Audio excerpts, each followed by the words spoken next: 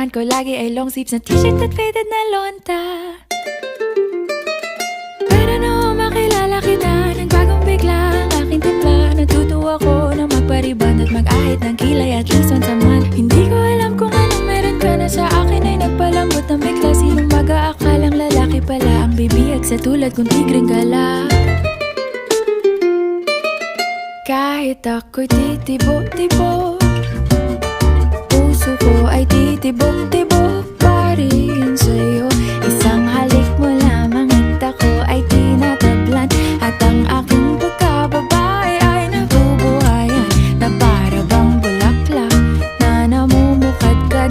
Dahil alaga mo sa dilig at katamtamang sikat ng araw-araw mong pag-ibig sa aking buhay.